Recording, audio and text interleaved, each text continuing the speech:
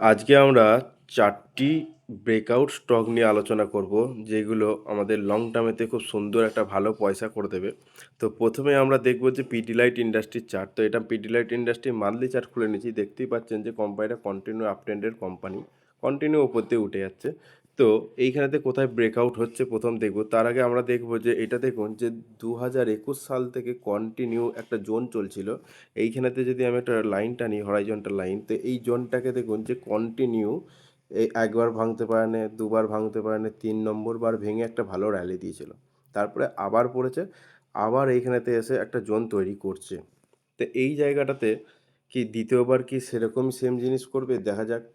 তো এইখানেতে দেখুন যে এই যে জোনটা, এই জোনটা প্রাইস কি করলো, পড়লো, পড়ার পরে আবার একটা নতুন হায়ার লো করলো, হায়ার লো করার পরে আবার গিয়ে এই সেম জায়গাতে দাঁড়িয়ে আছে। তো আবার পড়তে পারে অথবা ভাঙতে পারে, এটা আমরা দেখবো যে কি করবে। তো উইকলি চার্টে আমি একবার কনভার্ট করে দিই। উইকলি চার্টে কনভার্ট করলে দেখুন এটা উইকলি চার্ট। তো উইকলি চার্টে দেখুন যে কন্টিনিউ রিজেকশন পাচ্ছে, রিজেকশন পাওয়ার পরে এবারে কিন্তু ভেঙেছিল, ভাঙার পরেও কিন্তু রাখতে পারে না, এখনও পর্যন্ত নিচে নেমে গেছে। তাহলে এই পিডিলাইটের চার্ট যদি আবার যদি নিচে নামে, নিচে নামার পরে যদি আবার এরকম আসে, এসে যদি ব্রেক করে, তাহলে একটা আবার আমরা নতুন হাই দেখতে পাবো। আমাদের দ্বিতীয় স্টক হচ্ছে লালপাত ল্যাব। তো লালপাত ল্যাবের আমি এটা মান্থলি চার্ট খুলে নিয়েছি। মান্থলি চার্টে দেখতেই পাচ্ছেন যে কন্টিনিউ আপ ট্রেন্ডের স্টক।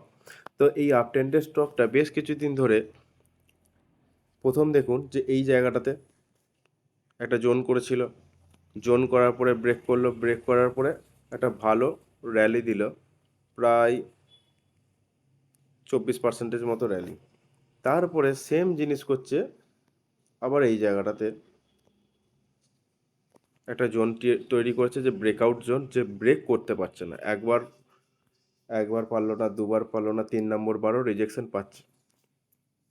উইকলি চার্টে কনভার্ট করে দিই। উইকলি চার্টে কনভার্ট করলে দেখতে পাচ্ছেন যে কন্টিনিউ রিজেকশন পাচ্ছে লালপাত ল্যাব। এরপরে যদি ঘুরে যদি আবার যদি ভাঙলে আবার আমরা নতুন একটা র্যালি দেখতে পাবো। আমাদের তৃতীয় কোম্পানি হচ্ছে এসআরএফ। তো এসআরএফ ইন্ডিয়ার এটা মান্থলি চার্ট খুলে নিয়েছি। তো মান্থলি চার্টে দেখুন একটা কোম্পানি ব্যাকেতে প্রচুর ভালো একটা রিটার্ন দেওয়ার পরে বেশ কিছু বছর ধরে একই জায়গায় একটা জোনের মধ্যে ফেসে গেছিলো। এই জোন প্রায় আপনার 2021 সাল থেকে আপ টু 2025 সাল অবধি, তারপরে সেই জোন ব্রেক করে, ব্রেক করার পরেও সেই জোনকে রাখতে পারে না, আবার পড়ে যায়।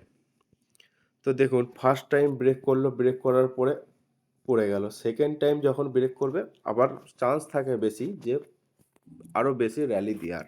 তো উইকলি চার্টেতে কনভার্ট করে দিই। উইকলি চার্টে কনভার্ট করলে দেখতে পাবেন যে এই জোনটা ওপর যখন সাস্টেন করবে, এই যে ব্রেক করলো, ব্রেক করার পরে যখন কোনো বাইং অপরচুনিটি ক্রিয়েট হবে, তখন আবার নতুন একটা র্যালি স্টার্ট হবে। তো এসআরএফেতে এখনও পর্যন্ত ব্রেক করুক, ব্রেক করার পরে সাস্টেন করতে হবে, তারপরে বাইং অপরচুনিটি কোনো ক্রিয়েট হলে আবার নতুন র্যালি স্টার্ট হবে। আমাদের লাস্ট কোম্পানি, চতুর্থ কোম্পানি, যেটা হচ্ছে টিউব ইনভেস্টমেন্ট অফ ইন্ডিয়া। তো এই কোম্পানিটার আমি মান্থলি চার্ট খুলে নিয়েছি। মান্থলি চার্টে দেখুন যে খুব সুন্দর আপ ট্রেন্ডের পরে তারপরে একটা ভালো কারেকশানের পরে আবার একটুখানি পড়লো, মানে লোয়ার লো করলো। তো এইখানেতে দেখুন যে এই যে জায়গাটা, এই জায়গাটাতে এখন কোম্পানি রিজেকশন পাচ্ছে, কোম্পানির প্রাইস। তো উইকলি চার্টে যদি কনভার্ট করি দেখতে পাবেন যে প্রাইস পড়লো, প্রাইস পড়ার পরে আবার নতুন হায়ার হাই তৈরি করলো।